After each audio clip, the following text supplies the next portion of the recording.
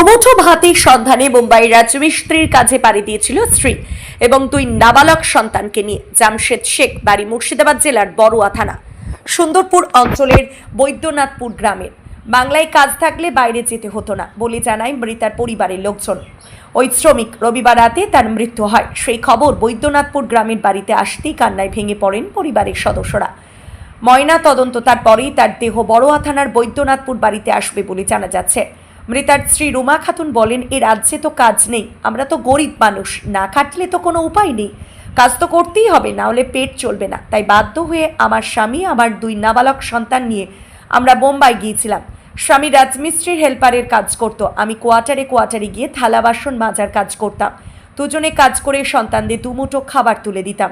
কিন্তু সে অনেক দিন ধরে অসুস্থ হয়েছিল, টাকার অভাবে চিকিৎসা করতে পারিনি।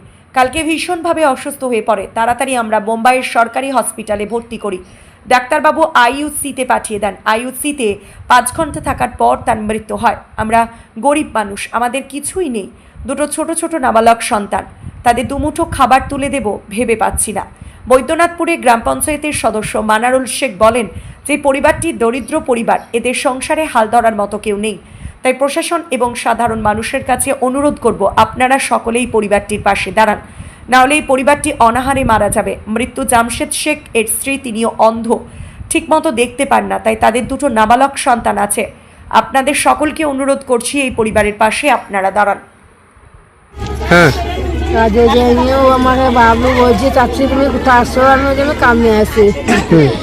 বলছে, চাচি তুমি দেরি আসো, তুমি টক্করে এসো, চাচা হার্ট অ্যাটাক করেছে। যে আইসি আমি দেখে গেছি আইসি রুমে ঘুরিয়েছে। আমি যে আইসি রুমে বুঝলে আসার পর আমার কি হইলো, আব্বা খালি বুঝে আমার বুক জ্বালো, বুকে হাত বুলালাম, আর কিছু বলেনি রে ভাই আমার। আর কি কোথায় ছিল? আমার বোম্বাই ছিলাম। কি কাজ করতো? ও হেল্পার করতো।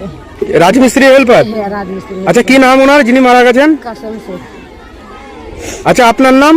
আমার রুমা খাতুন। কে হয় আপনার? আমার স্বামী। এটা কোন জায়গা? এটা বৈদ্যনাথপুর।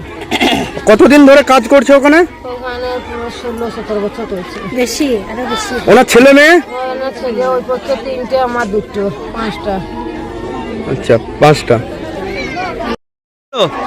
উনি বোম্বাইয়ে কাজে গিয়েছিল, কাজে গিয়ে ওখানে বাড়ি আসতে গিয়ে স্ট্রোকের মতো হয়ে গেছিল, মাথা ঘুরে পড়ে গিয়েছিল।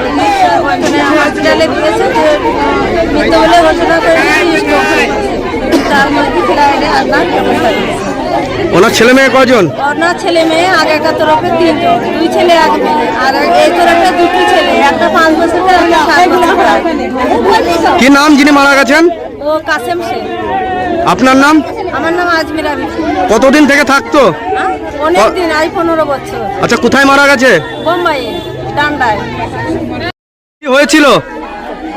গরিব মানুষ তো, মানে সংসারের অভাবের অনেকটানে আর কি বিদেশে যেতে হয়। বোম্বাই কাজ করছিলাম, কাজ করতে করতে ওখানে ওই আধা দিন কাজ কর, মানে হাফ দিন কাজ করার পরে ওখানে মানে কাজ শেষ করে, দুপুরে কাজ শেষ করে ঘরে খেতে আসছিল।